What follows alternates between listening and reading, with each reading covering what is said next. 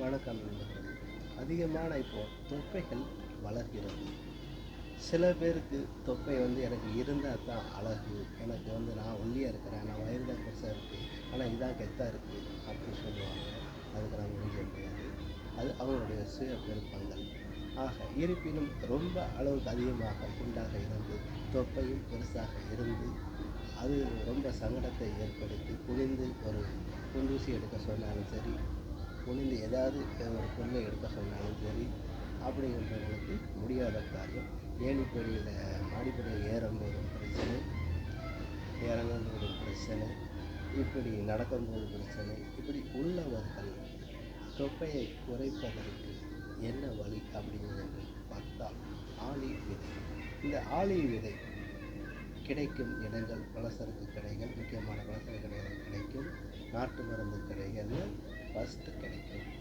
இரண்டாவது, உங்களுக்கு தெரிந்த நண்பர்கள் மூலமாகவும் தொடர்பு கொண்டு இந்த ஆலிவ் விதை எங்கே கிடைக்கும் சொல்லி பார்த்து அந்த ஆலிவ் விதையை நாம் பொடியாக திரித்து நாம் வெளியில் போட்டு கூட குடிக்கலாம், தேன் கலந்து சாப்பிடலாம், உணவாக எடுத்துக்கொள்ளலாம். உணவே மருந்து என்கிற முறையில் எடுத்துக்கொள்ள வேண்டும்.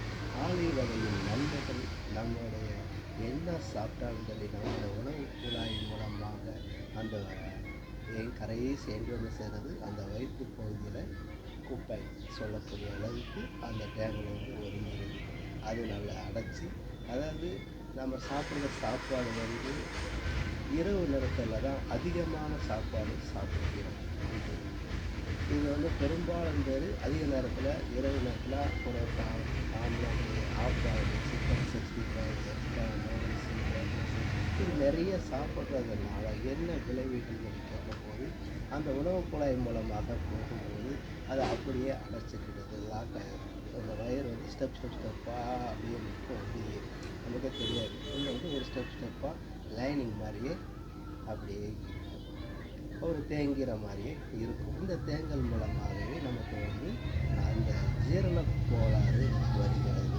அதாவது பித்தப்பை அப்படி என்கிற சொல்லுவோம். அதாவது லிவருக்கு கீழே ஒரு பித்தப்பை நம்மளுக்கு இருக்கும். அந்த பித்தப்பையில் நம்ம பித்தப்பை மூலமாக அது செரிமானம் ஆகாமல் ஆகும். அதாவது ஜங்ஷன் ஃபுட் பெரும்பாலும் நாம் முட்டை எடுக்கிற விதங்கள் மூலமாகவே இதன் வளருகிறது என்று கூட சொல்லலாம்.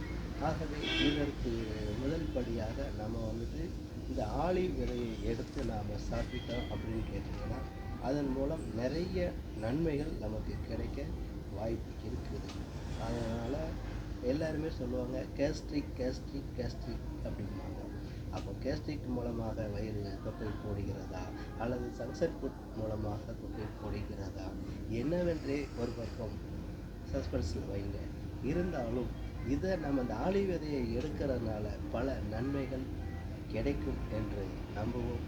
நம்பகத்தன்மையான ஒரு உண்மை. இதை நீங்கள் உங்களில் இருந்து தொடங்குங்கள். வாழ்த்து.